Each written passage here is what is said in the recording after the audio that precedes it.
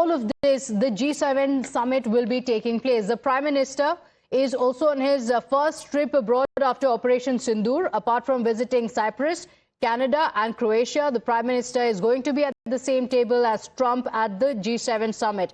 Now, there are factors that show very clearly that the week ahead is going to have a lot of global headlines.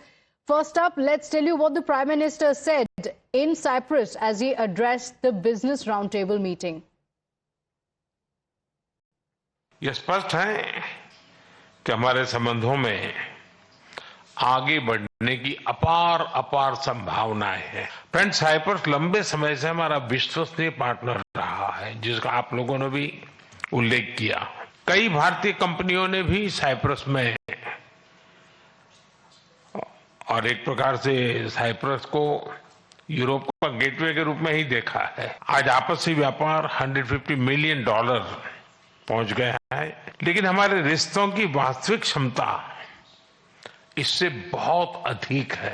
आपके विचारों में सिर्फ संभावना ही नहीं, संकल्प को भी मैं महसूस कर रहा हूं। Now, this was the message of the Prime Minister, but for the political opposition back home, it's all about securing domestic brownie points. Today, as the Prime Minister is going to be in the G7 summit, as yesterday he was in Cyprus, a historic ally of the country, the Congress party mocked it as a meeting with a country with the size of a Delhi neighborhood. In fact, Deepak Khatri, the national coordinator of the Congress social media and digital platforms, implied that the Prime Minister's visit to a country like Cyprus is nothing but a photo op, a PR exercise. That's what the Congress party called it. But let's listen in to what the Indian envoy to Cyprus had to say about the Prime Minister's visit. It has been a great friend of India in the India-EU context, and all of you know that it will take over the presidency of EU the 1st January 2026. And once we conclude the India-EU FTA, we are in the process of finalizing this document by end of the year. So it gets implemented during Cyprus presidency.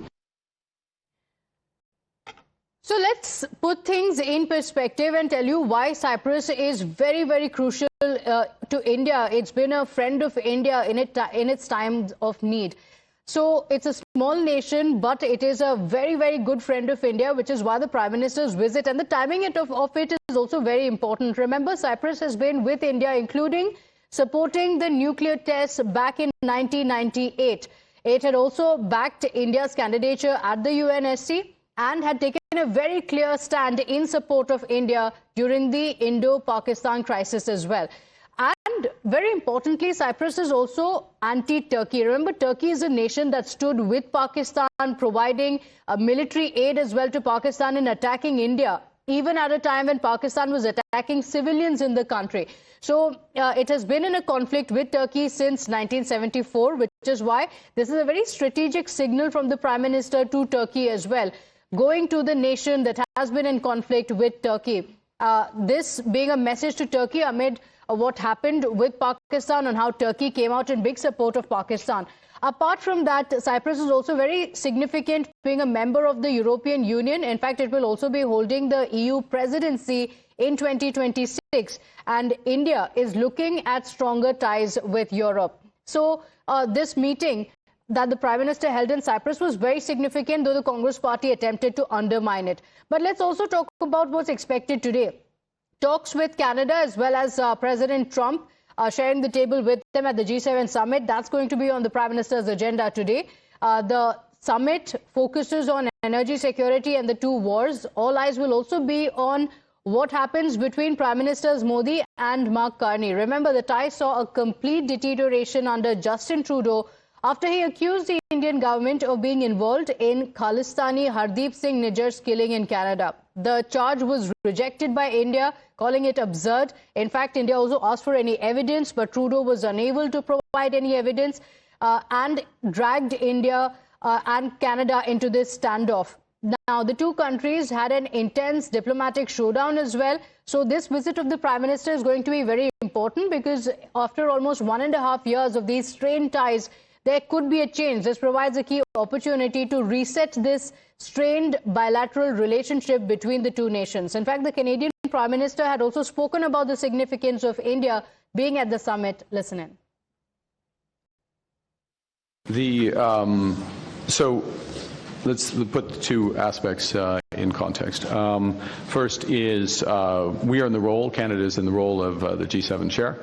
And in those discussions, as agreed with our G7 colleagues, include important discussions on energy security, on digital future, critical minerals, amongst others, and partnerships actually in building infrastructure in the emerging and developing world.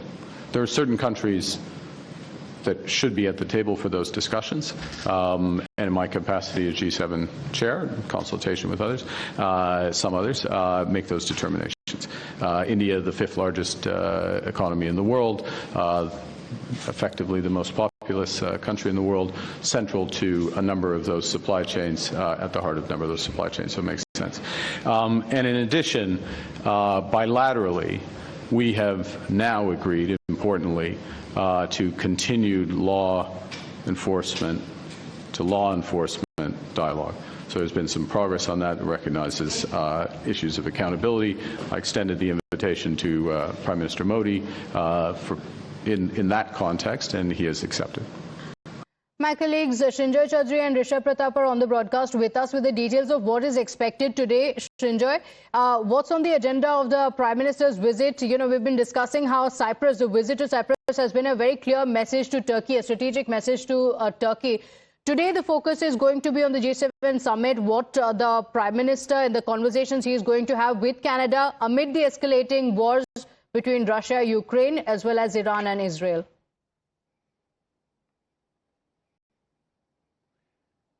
Modi and Carney have never met. And Carney is primarily an economic expert. He headed the Bank of England, apart from other things. But this is an opportunity to reboot ties between the two countries. And this will clearly happen because Carney himself had called Modi and said, look, here I am inviting you to the G7. Prime Minister accepted immediately. The point is, this is an opportunity, and hopefully things will move forward between the two countries. Apart from that, we know that Prime Minister and President Trump will be at the same place at the same time. And it is entirely possible that there will be a bilateral. But we don't know about that as yet. What we do know is that apart from Carney, and that will be a first meeting between Modi and Carney, there will be a similar first meeting between the German Chancellor Merz and Prime Minister Modi. And Germany is a very strong friend of India. There are very strong economic and environmental and related other partnerships with India. Strategic partnership is also there with the Germans, and this needs to be taken further. So this first meeting between the Chancellor and the Prime Minister is coming up. On the 17th, there is a meeting between the Italian Prime Minister and Prime Minister Modi. That has been decided upon. This meeting is also important. They have met each other, they know each other, they get along well with each other. The Deputy Prime Minister Tajani was also here in Delhi. So this too will be an important meeting. So we know Canada, Germany, Italy, all three have been lined up, and several more meetings will be held. Okay, all right. Stay with us. In fact, the recent overtures from both sides, India and Canada, show very clearly that the two countries are going to be working together to improve the relationship. As per the latest reports, the two sides have also decided to share intel on terror. However, the opposition leaders in the country say the invite that was extended to the Prime Minister was conditional because Canada will bring up Niger, and therefore it was inappropriate to even accept it. The BJP, though, has called it the opposition's compulsive criticism. Our government has tried to collect this invitation, and only after that Prime Minister of Canada has extended this invitation with certain conditions. Now Canada will talk to our Prime Minister regarding that person, I don't remember his name, who was killed according to Canada government by our government. So such kind of invitation is not proper at all. अब दोनों आमने सामने होंगे। प्रधानमंत्री जी भारत की प्रतिष्ठा के लिए, सेना के मान सम्मान के लिए दृढ़ता दिखाइए और कहिए सार्वजनिक रूप से वहां ट्रंप से कि ये सीज फायर हम दोनों ने किया है, आपने फोर्स करके या थ्रेट की लालच देके नहीं। जो वॉर मोदी जी ने शुरू किया था, ऐसा मोदी जी का कहना है, वो वॉर तो प्रेसिडेंट ट्रंप ने मोदी को रुकवाने के लिए दबाव डाला। अब मोदी कनाडा गए हैं, साइप्रस गए हैं, क्रोएशिया, वहां जाकर वो प्रवचन देंगे।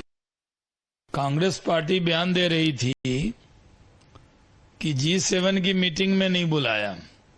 अब G7 की मीटिंग में प्रधानमंत्री नरेंद्र मोदी जी को बुलाया गया है। G7 की मीटिंग हो और बिना भारत के हो जाए, ये आज भारत की शान है। तो कांग्रेस पार्टी अपने ही सवालों में उलझ गई है। अब जब नहीं जा रहे थे, चर्चा नहीं थी कि जाएंगे कि नहीं, तब आलोचना कर रही थी। अब जा रहे हैं तो बधाई नहीं दे रही, उल्टा तंज कर रही है। So, Rishabh, what the BJP has pointed out is that while the invitation was not confirmed, the Congress party was poking fun at the Prime Minister and the government, saying India has not even been invited. Now that the invite has been extended, the Congress party says that it's a trap and the Prime Minister should not have gone. But take us through, the politics of it aside, the significance of the Prime Minister's visit to the G7 summit, to Cyprus, and why this is coming at a very crucial time for India. Well, Pratibha, just adding to what our senior colleague Sanjay Chaudhary was pointing out, India's presence in G7 is very, very significant. India is not only one of the fastest growing economy, given the size of India's market, it is important for G7. This is why India has been continuously being invited to G7 in last 3 to 4 years. This will be the 5th consecutive attendance of India at G7. Though India is not a full-time member of G7, India is, invited to join the outreach session, which is on 17th. Apart from that, this happens to be Indian Prime Minister's first visit post Pahalgam and post Operation Sindoor to meet leaders like Donald Trump, Mark Carney, German Chancellor, French President, even Australian and Japanese leaders in Canada will be an important step for India to put forward its own stand on Operation Sindoor and counter-terrorism.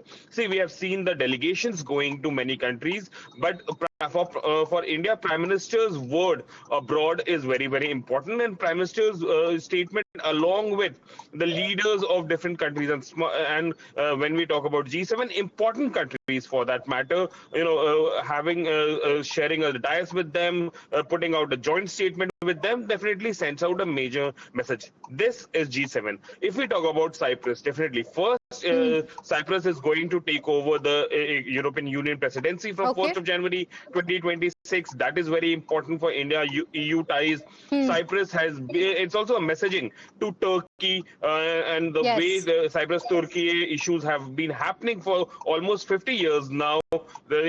India's visit to Cyprus is very, very significant in that regard as well. Okay, all right. Rishabh, thank you for joining us with all those details. So with that, we're shifting our attention now to